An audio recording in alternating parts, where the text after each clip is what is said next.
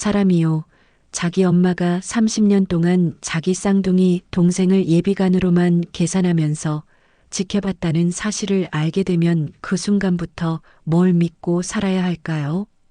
한우진은 그 질문을 새벽 5시 병실에서 아주 구체적으로 마주하고 있었는데요. 그날 새벽 병원 복도는 유난히 조용했습니다. 밤 근무 간호사들이 교대 준비를 하느라 간호사실 안에서만 바쁘게 움직이고 있었고, 긴 복도 쪽은 마치 시간이 멈춘 것처럼 고요했었거든요. 그 복도 끝에서 박진석이 천천히 걸어오고 있었는데요. 정장을 제대로 갖춰 입지도 못한 채 셔츠만 구겨진 상태였고, 손에는 두꺼운 서류 봉투가 하나 꽉 쥐어져 있었습니다. 얼굴에는 밤새 아무것도 못 먹고 못 잔 사람이 고스란히 드러나 있었고요. 701호 병실 문 앞에 멈춰서서 박진석은 한 번 숨을 길게 들이켰습니다. 손잡이를 잡았다가 놓고 다시 잡았다가 놓기를 서너 번은 반복했는데요. 그러다 결국 노크 대신 낮게 목소리를 먼저 보냈습니다. 우진아. 안에서 약간 잠긴 목소리가 들려왔습니다. 아버지예요? 그래, 나다. 들어가도 될까? 들어오세요. 조용히 문을 열고 들어가 보니 우진은 머리맡을 살짝 세워둔 상태로 기대에 앉아 있었는데요. 얼굴은 더 야위어 있었지만 눈은 또렷이 떠 있었고 링거줄이 여러 개 팔에 꽂혀 있었습니다. 그래도 아버지를 보자마자 입꼬리가 조금 올라갔어요. 이 시간에 웬일이세요? 회장님이 새벽 순찰까지 나오셨어요? 괜히 농담을 던져보는데 박진석은 쉽게 웃지를 못했습니다. 그냥 침대 옆 의자를 끌어와 털썩 앉더니 들고 온 봉투를 무릎 위에서 한참 만지작거리다가 말했어요. 우진아, 오늘은 농담 들으러 온 거 아니다. 표정 보니까 알겠는데요. 우진이 억지로 웃으면서도 봉투에서 시선을 떼지 못했습니다. 무슨 일이에요? 엄마 또 병원에서 소란 피웠어요? 그럴 힘도 없을 거다, 지금은. 짧은 대답 뒤에 박진석은 봉투를 천천히 들어 올렸습니다. 이 안에 내 엄마에 대한 이야기랑 내 쌍둥이 동생에 대한 얘기가 들어있다. 은호 얘기요? 쌍둥이 동생이라는 말을 할 때마다 우진 가슴 한구석이 묘하게 저렸습니다. 아직도 완전히 익숙해지지 않았거든요. 평생 외동인 줄 알고 살다가 30이 넘어서야 여동생이 있다는 걸 알았으니까요. 응. 박진석이 짧게 대답했습니다. 아버지가 혼자 알고 있기엔 너무 더러운 얘기라서 너한테 숨기려다가도 그게 더 나쁜 짓 같아서 오늘은 다 보여주려고 한다. 더러운 얘기요? 우진은 무겁게 봉투를 받아들었습니다. 아무것도 모를 때는 그냥 종이 뭉칠 뿐인데 뭔가 알고 나면 이게 사람 목숨보다 무거워질 수도 있겠구나 하는 느낌이 손끝으로 전해졌는데요. 처음부터 다 믿으라는 말은 안 하겠다. 박진석이 낮게 말했습니다. 그래도 적어도 이 안에 적힌 사실들 때문에 내가 살아있는 거고 이 안에 적힌 계획들 때문에 지은호 인생이 망가질 뻔했다는 건 내가 알아야 된다.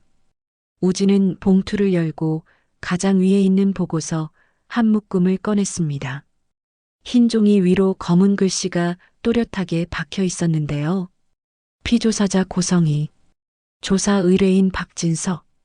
글자 몇 줄만 봤는데도 손이 살짝 굳었습니다. 그래도 페이지를 천천히 넘겨 내려가다가 어느 대목에서 시선이 꽉 걸렸습니다. 1995년 9월 20일 새벽 3시경 서울 보육원 앞 신생아 여아 1명 보육원 문 앞 유기 CCTV에 포착된 여성 당시 스튜어디스 고성희. 그 아래에는 흐릿하지만 분명한 캡처 사진들이 붙어 있었고요. 젊은 고성희가 아기를 품에 안고 서 있는 모습, 문 앞에 조심스럽게 내려놓는 모습, 그리고 한 번도 뒤돌아보지 않고 떠나는 뒷모습까지 사진 아래엔 붉은 볼펜으로 누군가 적어놓은 글씨가 눈에 들어왔습니다. 해당 영화 현재 이름 지은호. 우진은 그 문장을 보는 순간 숨이 턱 막혔습니다. 거짓말. 목소리가 자기 귀에도 이상하게 들렸습니다. 아버지, 이거 진짜예요? 위조하려면 내가 굳이 돈 들여서 탐정까지 쓸 필요 없었겠지. 박진석이 힘없이 웃었습니다. 웃긴 했는데 눈은 전혀 웃지 않았습니다. 보육원 기록이랑 당시 신고 내용, 그리고 CCTV 원본까지 다 대조했다. 내 엄마가 유기한 그 아이가 지금 내 동생이다. 그러면 우진이 보고서를 덮지도 못하고 다음 장을 넘기지도 못한 채 얼어붙었습니다. 엄마가 여동생을 버리고 저만 데려와서 키운 거예요? 그것만으로도 이미 충분히 잔인했는데요. 문제는 그 다음 문단이었습니다. 동일 인물 구성이 6.2 이후 30년간 해당 영화 지은 후 관찰 및 동선 추적, 최초 관찰 보육원 앞 등하원 시간, 이후 관찰 초중고 학교 앞, 대학 캠퍼스, 알바 현장, 자택 인근, 총 확보 사진 1248장, 의료 기록, 혈액 검사 결과 등 별도 파일로 분류 보관. 거의 앨범처럼 붙어 있는 사진 속에는 크기가 달라질 뿐 늘 같은 아이가 있었습니다. 교복을 입고 웃고 있는 모습, 서빙 알바를 하면서 접시를 나르는 모습, 정순이 식당 앞에서 엄마랑 웃고 있는 모습. 각 사진 옆에는 날짜와 장소, 그리고 짧은 메모들이 적혀 있었어요. 간 수치 정상, 최근 건강검진 결과 이상 없음. 딱 그 정도. 우진은 사진에서 눈을 떼지 못한 채 중얼거렸습니다. 이게 다 은호야? 그래. 박진석이 천천히 고개를 끄덕였습니다. 내 여동생이 언제 어디서 뭘 하는지 내 엄마는 누구보다 잘 알고 있었다. 단 한 번도 직접 가서 안아준 적은 없으면서. 아니, 그러면 은호를 찾으려는 마음이 조금이라도 있어서 이렇게 지켜본 거겠죠. 마지막 희망처럼 그런 말을 꺼냈는데요. 박진석은 그 말이 끝나자마자 봉투 안에서 또 다른 파일을 꺼냈습니다. 파란색 표지에 알 수 없는 코드명이 적혀 있었고 아래에는 영어와 숫자가 섞인 제목이 쓰여 있었어요. 프로젝트 엘간 이식 장기 계획서. 우진아, 널 제일 먼저 속인 사람은 내 엄마가 맞다. 박진석이 파일을 우진 손에 쥐어주며 말했습니다. 하지만 그동안 아무것도 몰랐던 건 너까지 죄인으로 만들 이유는 없다. 그래서 이걸 먼저 보여주기로 했다. 우진은 파일을 펼쳤습니다. 제일 첫 줄이 너무 또렷해서 오히려 눈이 아플 정도였어요. 최종 목표 한우진 생존, 부목표 기증관 확보, 가족 내 공여자 활용 대상 1순위 지은호. 그 아래엔 단계별 계획처럼 문장들이 쭉쭉 적혀 있었는데요. 1단계 보육원 인근 후원 시작, 아이 상태 파악. 2단계 정순이와 접촉, 생활비 임대료 지원 통한 의존 관계 형성. 3단계 지은호에게 고마운 이사장님 이미지 구축. 4단계 친모 신분 공개, 가족 프레임 완성. 5단계 형제간 간 이식 권유, 도덕적 압박 강화. 6단계 거부시, 경제 정서적 압박 카드 순차 사용. 그리고 맨 아래 빨간 펜으로 크게 동그라미 쳐진 숫자 하나. 종합 성공률 85%. 아버지. 우진이 겨우 목소리를 짜냈습니다. 이거 회사 사업 계획서 아니에요? 그렇지. 박진석이 입술을 꽉 깨물고 있다가 허탈하게 웃었습니다. 내가 회사에서 보던 프로젝트 문서들이랑 구조가 똑같더라. 차이가 있다면 여기서는 수익 대신 간이 목표였다는 거. 순간 우진 머릿속에서 무언가가 우지끈하고 부서지는 느낌이 들었습니다. 엄마가 여동생을 이렇게까지. 목이 메어서 더 이상 말이 나오지 않았습니다. 너 아프기 시작한 게 초등학교 때부터였지. 박진석이 천천히 말을 이었습니다. 그때부터 내 엄마는 내 병보다도 기증자를 먼저 떠올렸어. 병원을 다니면서도 계속 계산했겠지. 직계 가족 중에 누가 가능할까? 결국 선택한 게 자기 손으로 버린 애였다. 우진은 자기도 모르게 보고서를 바닥에 떨어뜨렸습니다. 종이가 침대 옆으로 흩어졌는데도 주울 생각조차 나지 않았어요. 아버지. 한참 침묵이 흐른 뒤 겨우 입을 열었습니다.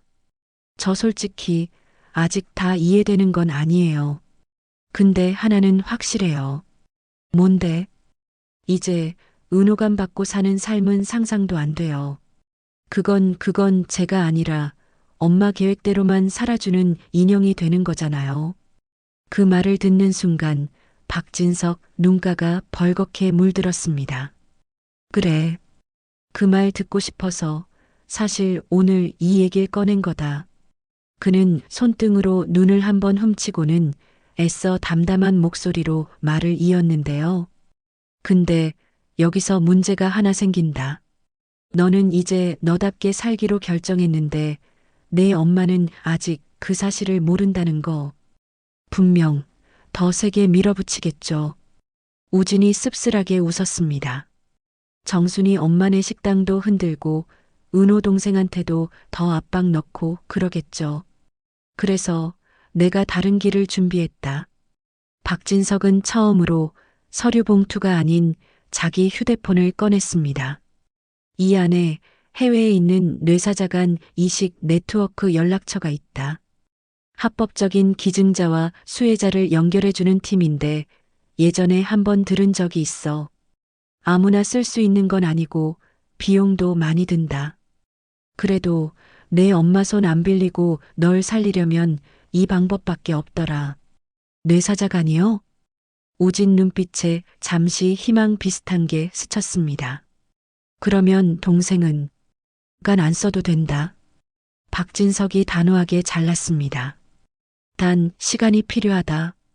한 달에서 2달 정도. 그동안 내 몸 상태를 최대한 유지해줘야 하고 무엇보다 내 엄마가 너를 더 이상 수술대 위 환자로 보지 못하게 만들어야 한다. 어떻게 해요? 박진석은 잠시 침묵하다가 마침내 준비해 온 말을 꺼냈습니다.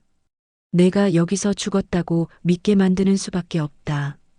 병실안 공기가 확 무거워졌습니다. 진짜로 죽으라는 뜻은 아니죠. 그럴 거였으면 아버지가 이런 짓 안 한다. 박진석이 손사래를 쳤습니다.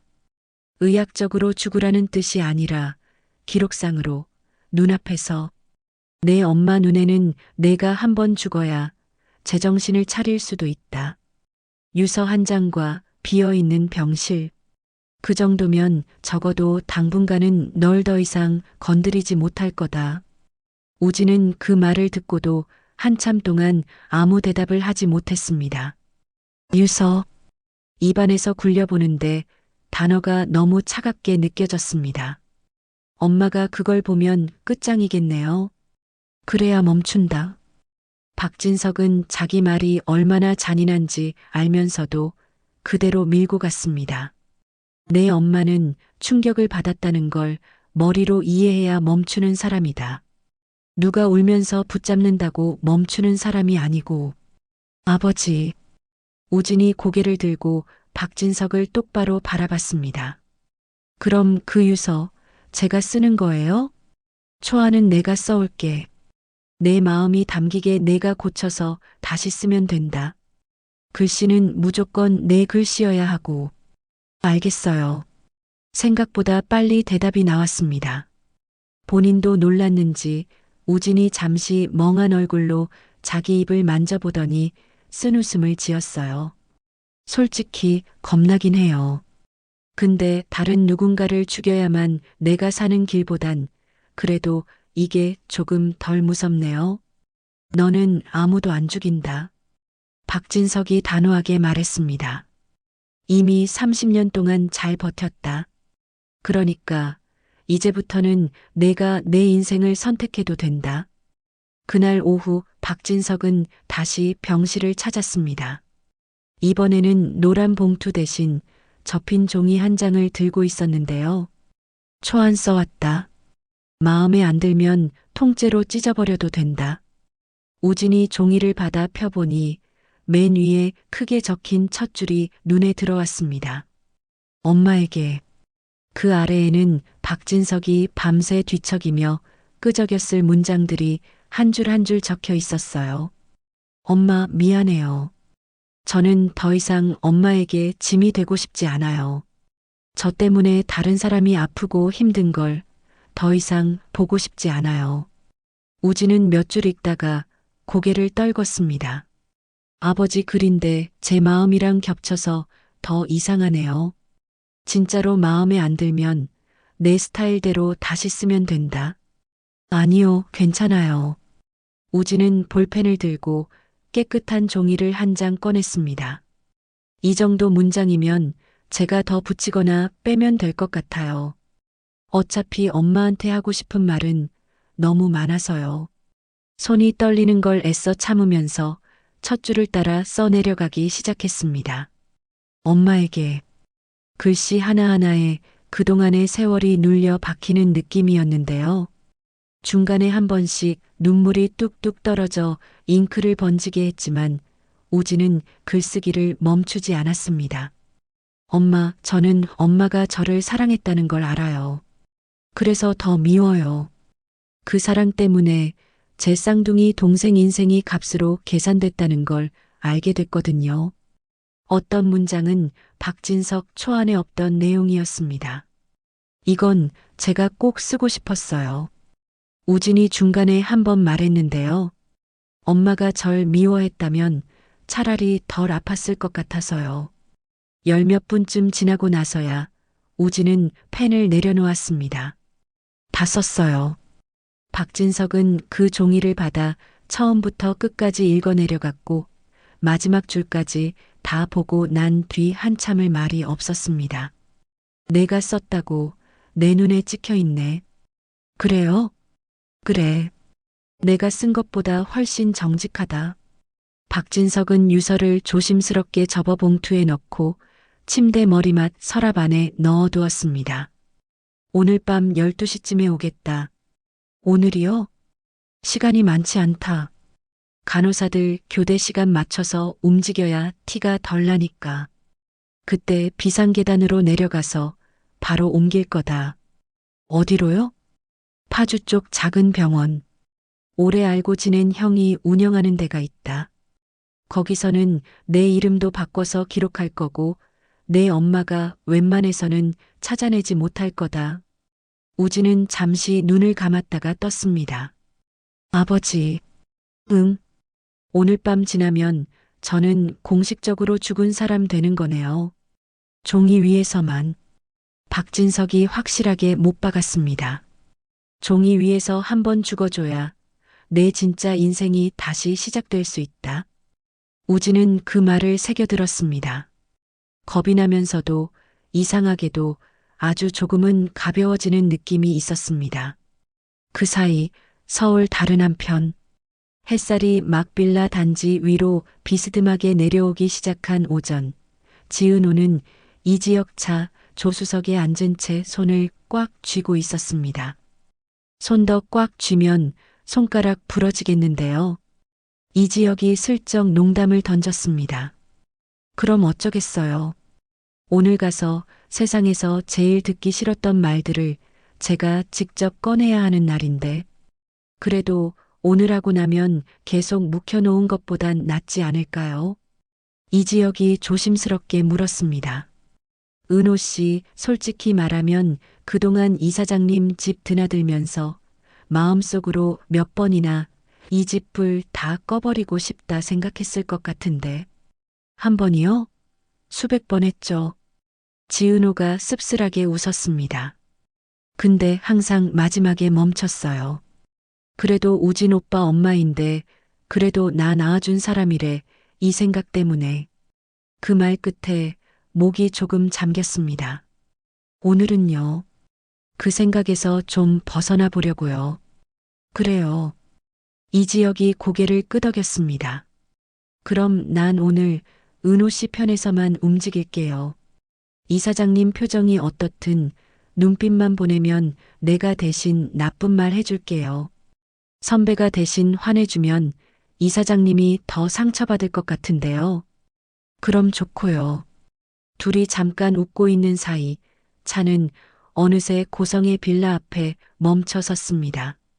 차에서 내리기 전 지은호는 마지막으로 심호흡을 크게 한번 들이켰습니다. 오늘 여기서 내 인생이 어떻게든 한 번은 끝나겠구나. 그래야 다시 시작할 수 있겠지. 그렇게 스스로에게 말해보면서 초인종을 눌렀고 잠시 뒤 익숙한 목소리가 인터폰 너머에서 울렸습니다. 네, 누구세요? 저예요. 지은호예요. 잠깐 정적이 흐른 뒤 눌러 참았던 울음이 섞인 목소리가 흘러나왔습니다. 은호야, 잠깐만. 지금 바로 나갈게. 곧 문이 열리고 고성이가 거의 뛰다시피 뛰어나왔습니다. 머리는 급하게 매만진 티가 났고 화장은 깔끔했는데 눈가는 분명하게 부어 있었어요. 은호야. 본능처럼 손을 뻗어 안으려 했지만 지은호는 반 발자국 먼저 물러났습니다. 그 순간 고성의 손이 공중에서 멈춰 섰습니다. 그래. 안기기 싫으면 안 해도 돼. 들어가자. 안에서 얘기하자. 거실에 마주 앉았을 때 둘 사이 공기는 묵직하게 가라앉아 있었습니다. 어디 있었어? 왜 연락 한 번 안 했어? 고성이가 물잔을 건네며 먼저 입을 열었습니다. 엄마가 아니, 이사장님이 얼마나 걱정했는지 알기나 해? 그래서 일부러 그랬어요. 지은호가 잔을 건드리지도 않은 채 말했습니다. 이사장님이 진짜 걱정을 하는 사람인지 아니면 계획이 틀어지는 걸 걱정하는 사람인지 제가 좀 구분해 보고 싶었거든요. 무슨 소리야? 이사장님, 저한테 간 이식 이야기 했을 때 있잖아요. 지은호가 가방에서 두꺼운 서류 봉투를 꺼냈습니다. 그때도 그랬어요. 우진이 살려야 한다는 말은 10번도 넘게 했는데 내가 힘들겠지만 이런 말은 딱 한 번 그것도 되게 지나가듯 하셨거든요. 그건 엄마가 마음이 급해서 그랬지. 내가 힘들지 않을까 매일 밤마다. 그 얘기 오늘 들으려고 온 거 아니에요.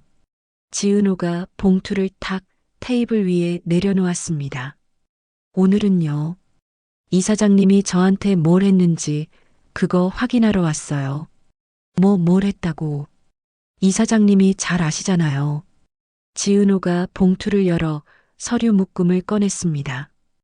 위에 꽂힌 표지부터가 낯익은 이름이었어요. 피조사자 고성이. 그리고 그 아래 지은호가 달달 외울 만큼 읽어봤던 한 줄. 1995년 9월 20일 서울 보육원암 영아 유기 사건. 유기자로 추정되는 여성 고성이. 사진이 테이블 위에 펼쳐졌습니다.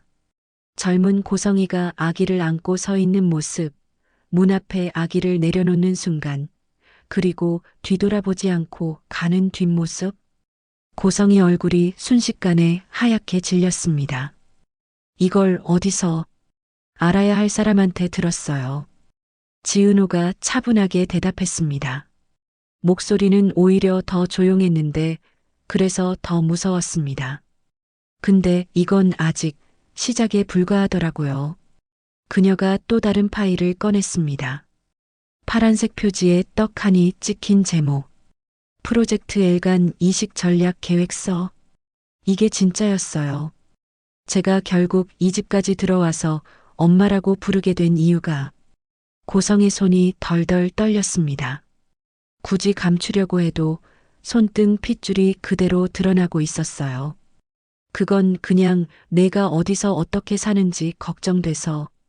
걱정된 사람이요.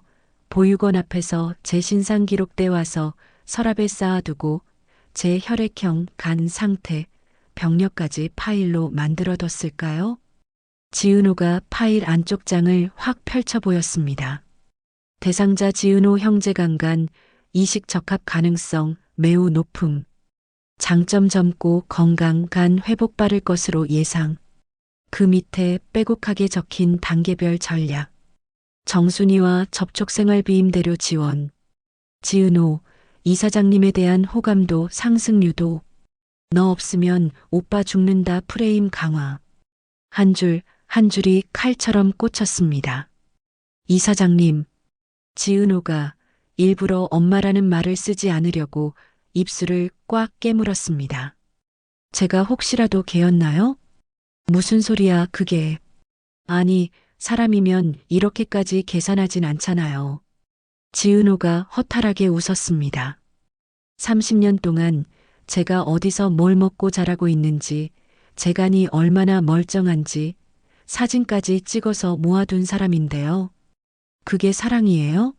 아니면 재고 관리예요? 사랑이었다. 고성의 눈에서도 눈물이 뚝 떨어졌습니다. 엄마가 얼마나 보고 싶었는지 내가 상상이나 해. 보육원 담벼락 밖에서 얼어 죽을 뻔하면서도 내가 뛰노는 거 몰래 보고 돌아온 밤이 얼마나 많았는데. 그럼 들어왔어야죠. 지은호 목소리가 조금 높아졌습니다. 그때 저를 안고 들어왔어야죠. 미안하다, 엄마가 미쳤었다 이랬어야죠. 근데 이사장님은 그때도 계산했겠죠. 지금 데려오면 나중에 피 한 방울이라도 더 뽑기 어렵겠다고. 아니야. 그렇게까지. 이 파일에는 분명히 그렇게 적혀 있더라고요. 지은호가 문장 하나를 손가락으로 짚었습니다. 동생 지은호를 일찍 가족으로 편입시킬 경우 향후 정서적 압박 카드 약화 우려. 시기 조절 필요. 고성이는 더 이상 어떤 변명도 할 수 없었습니다. 입은 떨리고 눈은 흐려졌고 손에는 힘이 빠져 있었어요. 그래. 한참을 버티다 결국 인정처럼 입을 열었습니다. 엄마가 잘못했다. 이건 아무리 포장해도 잘못한 거다. 근데 은호야. 그녀가 간신히 고개를 들었습니다. 그래도 우진이는 살려야 하지 않겠니?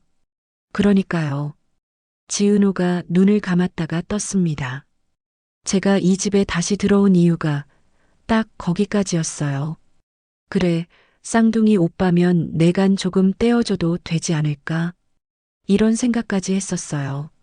근데 그녀가 테이블 위에 있는 사진들을 훑어봤습니다. 제가 오빠를 살려야 한다는 이 말 앞에 제 인생 전체가 서랍 안자료로만 정리돼 있는 걸 보니까요. 갑자기 숨이 안 쉬어지더라고요. 고성이는 제발 무릎을 꿇고 싶었지만 그럴 힘조차 없어 보였습니다. 그냥 자리에서 겨우 일어나 한 걸음 다가가려고 하다가 균형을 잃을 뻔했어요. 은호야, 엄마가 잘못했어. 다 잘못했어. 근데 내 오빠는 쌍둥이 오빠죠. 지은호가 고개를 끄덕였습니다. 맞아요. 제 쌍둥이 오빠예요. 그래서요. 눈물이 또르르 되어 흘러내렸지만 목소리는 더 단단해졌습니다. 제 오빠를 살리는 방식까지 이사장님이 정할 수 없어요. 그럼 어떻게? 이제부터는 오빠 인생은 오빠가 고르고 제 인생은 제가 고를 거예요. 지은호는 가방을 들었습니다. 간 이식 안 해요. 제가 결정했어요. 누가 뭐라고 해도 안 해요. 고성이가 다급하게 손을 뻗었습니다. 은호야, 제발. 제발은요. 지은호가 그 손을 조심스럽게 밀어냈습니다. 이제 이사장님이 제게 쓸 수 있는 말이 아니에요. 30년 동안 한 번도 제 손잡아 준 적 없는 사람이 이제 와서 제발 이라고 하니까 너무 늦었어요.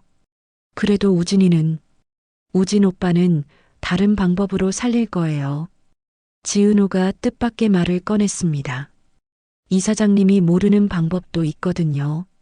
세상이 이 집 안보다 조금은 넓어서요. 무슨 소리야, 그게. 조만간 알게 되실 거예요. 그녀는 마지막으로 단 한 번만 고성희를 봤습니다. 오늘 이후로 제 번호로 연락하지 마세요. 전화도 문자도 다 차단할 거예요. 은호야. 고성희가 거의 비명처럼 부르짖었습니다. 엄마 한 번만 엄마라고 한 번만 불러줘. 그러면 내가 간 안 준대도. 이사장님. 지은호가 아주 천천히 고개를 저었습니다. 전 이제 엄마 둘 다 잃었다고 생각할 거예요. 날 길러준 엄마도, 날 낳아놓고 버린 엄마도. 그래서 저 혼자 살려고요. 그 말을 남기고 현관문을 나서는 순간 복도 끝에서 이지혁이 서 있다가 조용히 다가와 그녀를 안아주었습니다.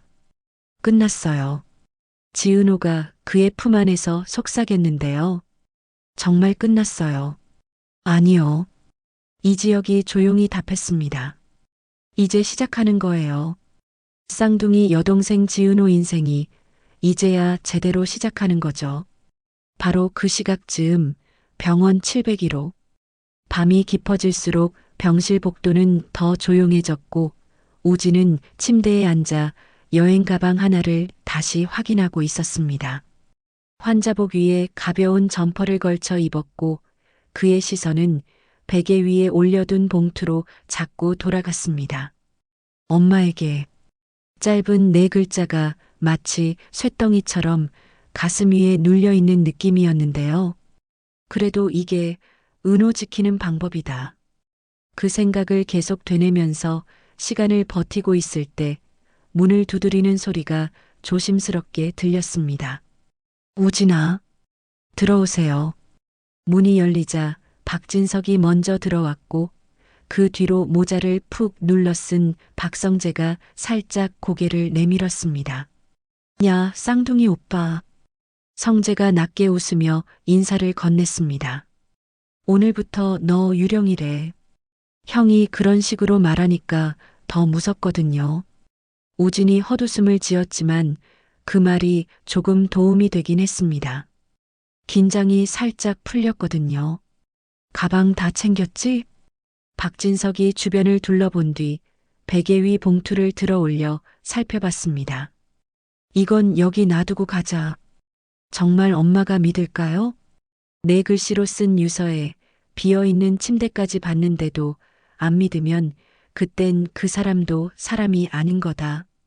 박진석이 유서를 베개 위에 반듯하게 올려두고 침대를 한번 쓸어 정리해줬습니다. 마치 누가 자다가 조용히 일어나 나간 것처럼 보이도록요. 가자. 세 사람은 조용히 문을 열고 나갔습니다. 간호사실 쪽에서는 컴퓨터 모니터 불빛만 새어나오고 있었고 복도는 텅 비어 있었습니다. 비상계단 문을 열 때 우진은 마지막으로 병실 안을 슬쩍 돌아봤습니다. 엄마 미안해요. 그래도 이 길이 우리 모두를 살리는 길이었으면 좋겠어요. 그렇게 속으로 인사 한 번을 하고 계단을 천천히 내려갔습니다. 1층 비상구를 통해 밖으로 나갔을 때 차가 이미 대기하고 있었고 박성재가 운전석에 앉아 시동을 걸어놓고 있었어요. 타. 박진석이 우진을 부축해 뒷좌석에 태우고 자기도 옆에 앉았습니다. 출발한다. 차가 병원을 벗어나 고속도로로 올라설 때까지 우진은 뒷창으로 병원 건물이 작아지는 걸 계속 바라보고 있었는데요. 저기, 살짝 젖은 목소리로 속삭였습니다. 저기서 우리 30년이 다 뒤틀렸네요. 이제 다시 펴면 된다. 박진석이 짧게 대답했습니다. 그게 좀 구겨져 있더라도 누나도 아니고 동생도 아니고 그냥 쌍둥이 둘이 같이 펴면 된다. 동생이에요. 우진이 조용히 웃었습니다. 제 쌍둥이 여동생. 그 말에는 분명한 애정이 묻어 있었고 박진석은 그걸 듣고 나서야 비로소 아주 조금 안도의 숨을 내쉬었습니다. 몇 시간 뒤 파주 외곽의 작은 요양병원. 도심 종합병원과는 전혀 다른 분위기였는데요. 낮은 건물, 좁지만 깨끗한 로비, 군데군데 놓인 화분들. 여기야. 박진석이 우진을 부축해 안으로 들어가자 안쪽에서 흰 가운을 입은 중년 남자가 힘차게 걸어 나왔습니다. 야, 박 회장. 사람을 병원으로 데려오는 건 오랜만이네. 형, 농담은 나중에 하고. 박진석이 손을 내밀며 인사를 했습니다. 우리 아들이다. 이름은 여기서는 다르게 적자. 기록 남으면 안 좋으니까. 원장은 상황을 단박에 이해한 듯 고개를 끄덕였습니다. 알겠다. 이 안에서는 그냥 김진우라고 하자. 기록이랑 차트는 내가 알아서 정리해 둘 테니까 가족들도 조심하고. 그렇게 우진은 그 병원 1인실에 새로 누웠습니다.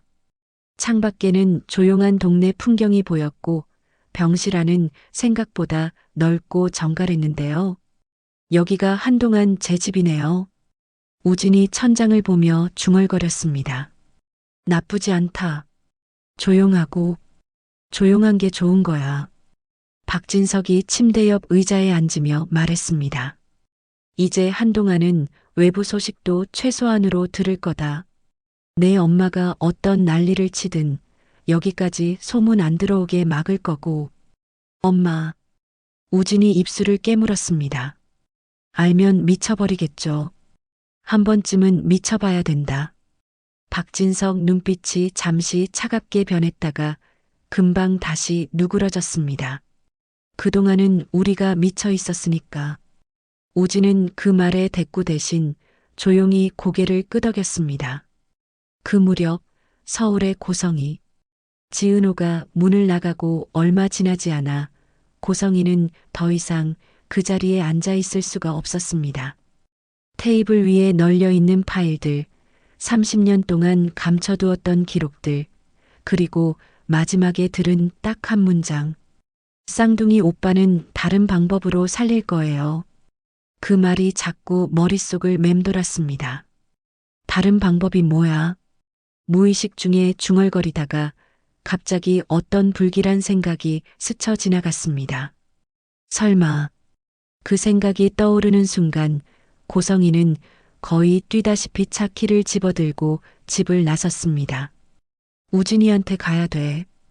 엘리베이터를 기다리는 몇 초가 한 시간처럼 느껴졌고 병원에 도착해서 엘리베이터를 타고 올라가는 동안에도 심장은 쉬지 않고 쿵쾅거렸습니다. 701호 앞에 도착하자 거의 문을 부수듯 밀어 열었습니다. 우진아. 하지만 그 안에는 아무도 없었습니다. 침대는 반듯하게 정리되어 있었고 링거대는 비어 있었고 베개 위에 올라가 있는 건 흰 종이 한 장뿐이었습니다. 고성이는 마치 자석에 끌리듯 그 종이 앞으로 다가가 떨리는 손으로 집어들었는데요. 맨 위에 적힌 글자가 눈에 들어왔습니다. 엄마에게. 그 아래에는 분명히 한우진 글씨였습니다. 엄마 미안해요. 저는 더 이상 엄마에게 짐이 되고 싶지 않아요. 첫 줄을 읽는 순간 무릎이 휘청거렸습니다. 그래도 끝까지 읽어보려고 눈을 부릅뜨고 아래로 내려갔는데요. 저 때문에 다른 사람이 아프고 힘든 걸 더 이상 보고 싶지 않아요. 엄마가 저를 사랑해줬다는 걸 알아요. 그래서 더 견디기 힘들었어요. 이제는 엄마 계획에서 벗어나고 싶어요. 문장 하나하나가 마치 자기 가슴에 새겨지는 것 같았습니다. 마지막 줄. 엄마, 그동안 고마웠어요. 이제 저는 편하게 쉬고 싶어요. 한우진 올림. 그 줄을 읽는 순간 종이가 손에서 떨어졌습니다. 아니야. 고성이가 허리를 굽혀 종이를 다시 가슴에 껴안고 거의 울부짖듯 외쳤습니다. 안 돼. 우진아, 안 돼. 엄마가 잘못했어. 엄마가 잘못했어. 복도로 뛰쳐나와 간호사실 문을 벌컥 열고 책임 간호사에게 소리를 질렀습니다. 우리 아들 어디 갔어요? 한우진. 어디 갔냐고. 간호사들은 놀라서 기록을 뒤적이고 CCTV를 확인했지만요. 그들이 해줄 수 있는 말은 하나뿐이었습니다. 저 새벽에 비상계단 쪽으로 나가는 모습까지만 찍혀 있고요. 그 뒤로는 더 이상 촬영된 게 없어요. 그게 무슨 소리야? 고성이는 그 길로 비상계단을 뛰어내려가 1층 비상구를 열고 나갔지만 거기에는 이미 아무도 없었습니다. 주차장 곳곳을 헤집고 다니면서 아무데나 서 있는 사람들에게까지 소리를 질렀습니다. 우진아, 엄마 여기 있어. 한 번만 나와줘. 사람들이 이상한 눈으로 쳐다봤지만 그 시선도 느껴지지 않았습니다.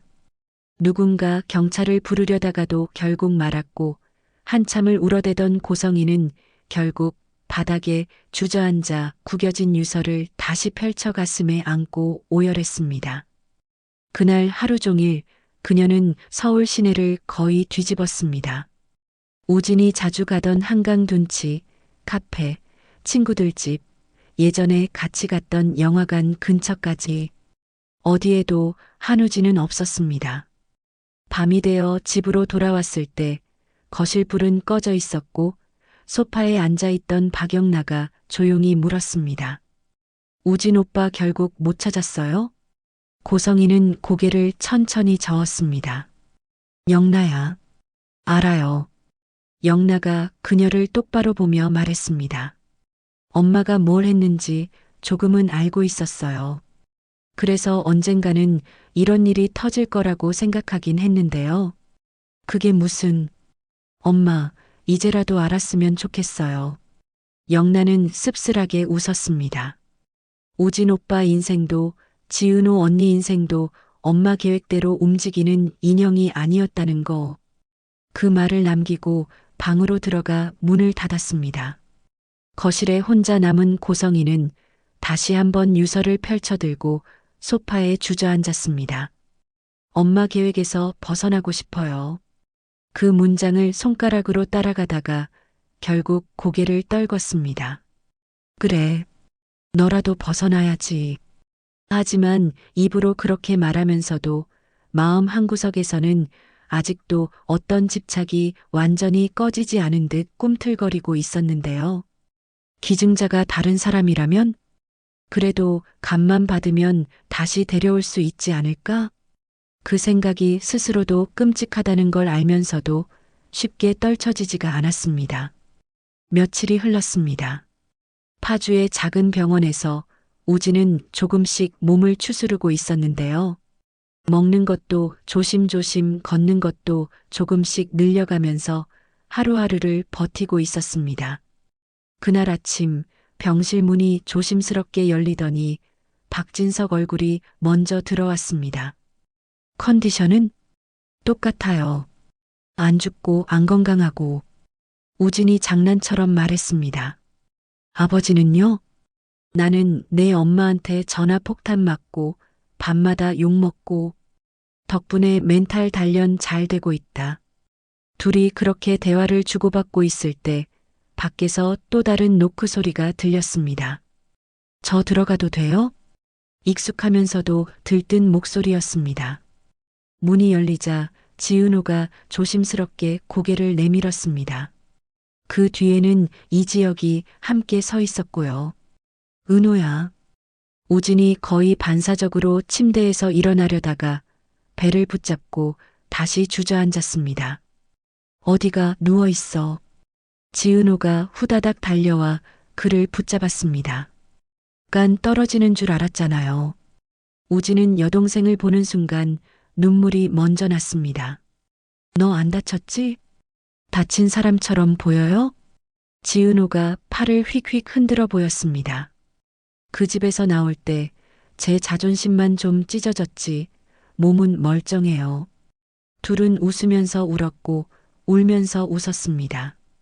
그 모습을 조금 떨어져 보던 박진석과 이지혁 그리고 뒤늦게 들어온 박성재까지 모두 말없이 숨을 고르며 그 장면을 지켜봤습니다. 한참 후 둘이 겨우 서로를 놓고 앉았을 때 우진이 먼저 입을 열었습니다. 은호야. 왜요, 오빠? 나 엄마가 뭘 했는지 이제야 제대로 알았어. 우진이 고개를 떨구었습니다. 그리고 그동안 내가 얼마나 편하게만 살고 싶다고 생각했는지 조금 부끄러워졌어. 그게 왜 부끄러워요? 지은호가 단호하게 잘랐습니다.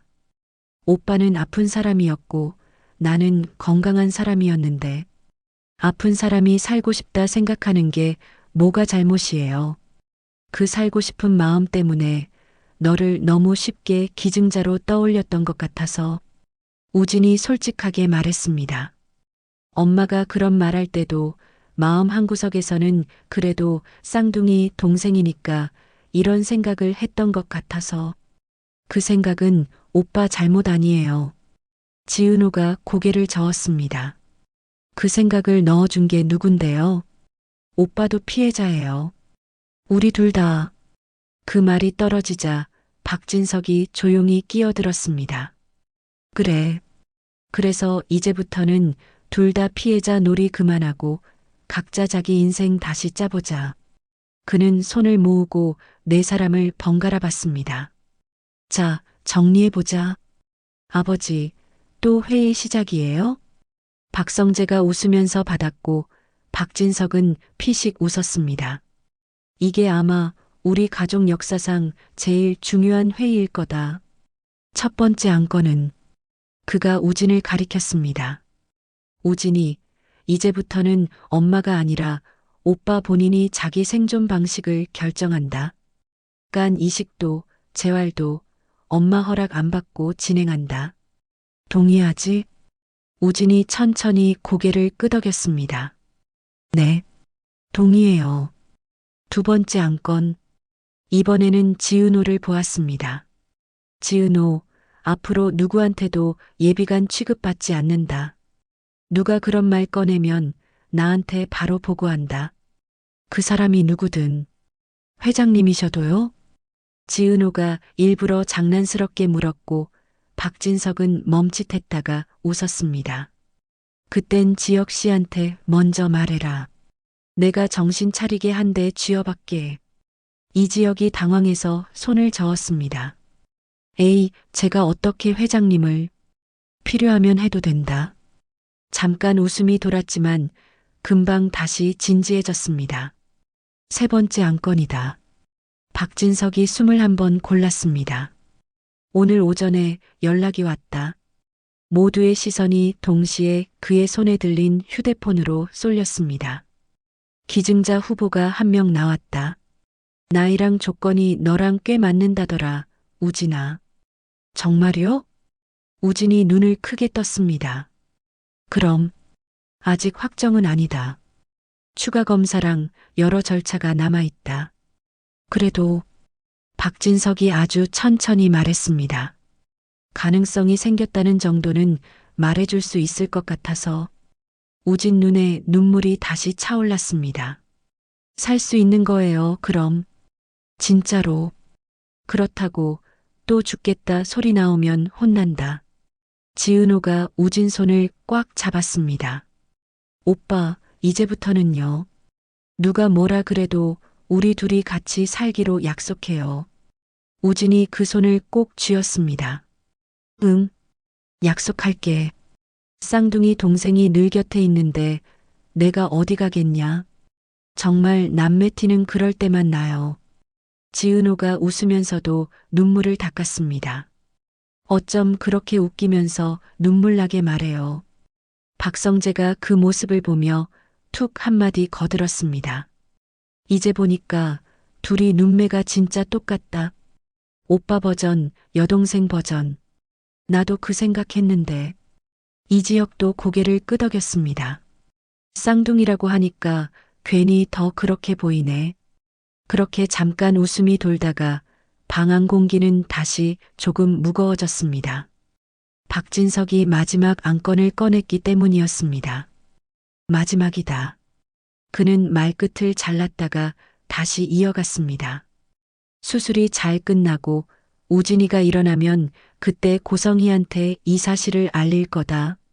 수술 끝난 다음에요? 지은호가 되묻자 박진석이 고개를 끄덕였습니다.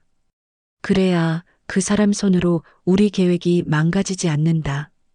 수술 끝나기 전에는 어떤 식으로든 방해할 수 있을 테니까. 알면 엄청난 난리 나겠죠. 우진이 조용히 말했습니다. 내가 죽은 줄 알았다가 살아있다는 것도 충격일 텐데, 간이 자기 계획대로 쓰인 간이 아니라 다른 사람 걸로 살아났다고 생각하면, 그래서 그 자리에 있을 사람을 지금부터 정해야 한다. 박진석이 세 사람을 번갈아 봤습니다. 나 혼자 가서 말해도 되지만 그건 너무 쉬운 복수다. 피해자들이 직접 서 있어야 그 사람이 진짜로 마주하게 되겠지. 지은호가 먼저 손을 들었습니다. 저 갈래요. 은호야. 저도 이제 도망만 다니고 싶진 않아요. 이 사장님이랑 얽힌 30년은 제 인생이기도 하니까요. 그 뒤를 이어 우진도 고개를 끄덕였습니다. 저도요. 엄마가 뭘 했는지 어떻게 살아야 할지 그때 가서 직접 말해보고 싶어요. 이제부터는 엄마 계획대로 안 살겠다고. 그때까지 내 마음이 안 바뀔까? 바뀌면. 우진이 잠시 생각하다가 씁쓸하게 웃었습니다. 그게 또 엄마 계획에 휘말리는 거겠죠. 그러니까 안 바꾸게요. 박진석은 그 말을 듣고 처음으로 어깨가 조금 내려앉는 느낌이 들었습니다. 좋다. 그럼 그렇게 하자. 창밖으로는 한낮 햇빛이 병실 안으로 부드럽게 들어오고 있었는데요. 그 빛이 꼭 아주 멀리서 겨우겨우 걸어 들어온 희망처럼 느껴졌습니다. 아직 기증자와의 매칭이 완전히 확정된 것도 아니고 수술이 무사히 끝날 거라는 보장도 없고 고성이가 한 달, 두 달 사이에 어떤 일을 벌일지 아무도 몰랐습니다. 그래도 분명한 게 단 하나 있었는데요. 이제 더 이상 누군가의 인생이 다른 사람 간을 위해 보관용으로 쓰이진 않겠다는 거였습니다. 그리고 언젠가 그 사실을 가장 늦게 알게 될 한 사람이 있었습니다. 그 사람이 그때 어떤 표정을 짓게 될지, 어떤 선택을 다시 하게 될지, 그 답은 아직 누구에게도 주어지지 않았지만 한 가지는 이미 정해져 있었는데요. 그날이 오면 한우진과 지은호, 쌍둥이 오빠와 여동생은 더 이상 누군가의 계획 속 인형이 아니라 자기 인생의 주인으로서 그 자리에 서 있게 될 거라는 점이었습니다.